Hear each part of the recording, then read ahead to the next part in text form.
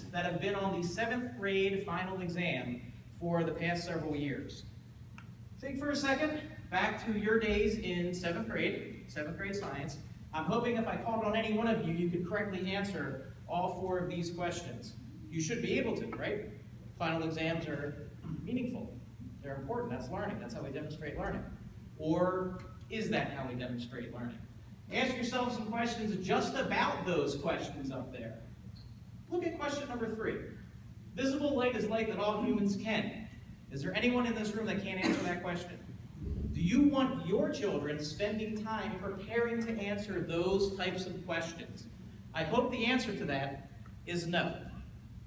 What we are trying to move towards is learning that matters in the long run, over time.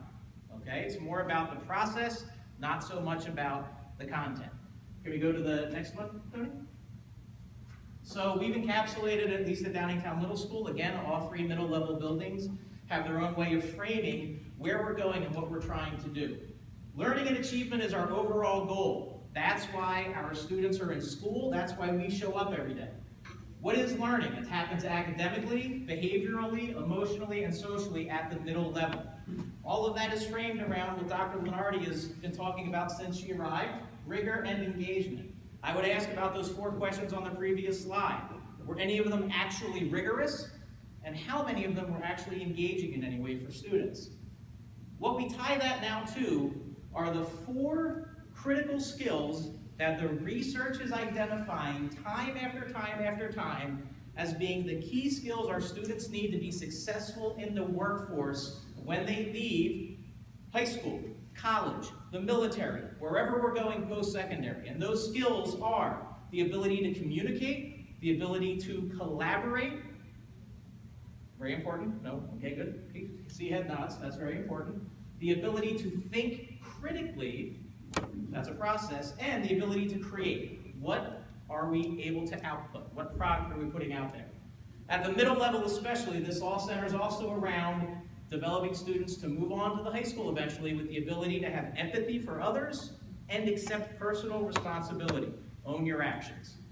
Tony, we can move on. Just last week, research breaking from Harvard. If you don't believe me, believe Harvard, showing that the ability to have social skills in the workforce is the #1 indicator of success as we start moving forward and in the next 30 years. Strong social skills, often called soft skills, that is where the future is, not so much possessing a technical skill, being able to develop technical skills, but having these social skills. One more. So just one thing we're doing. Our 7th grade teachers in science have embraced this idea. They've said, let's get rid of that midterm, let's get rid of that final. That will also give us about 5 to 7 instructional days back, days you took taking those tests and preparing for them, and instead replacing them with 3 different authentic learning projects that embraces all of the 4 C's. I'm not going to read it to you, however, in the 1st and 2nd marking periods, a project that will focus on ecology, a big part of the curriculum. The project will center around the national parks, and it's an authentic learning experience. One of the other teachers is doing a life science project also tied to ecology. Those students will share those projects with each other and with building level staff. Moving on to the 2nd and 3rd marking periods, that's going to be a curricular choice. That's our Science Buddies project that we're further developing and expanding. All of 7th grade will do it.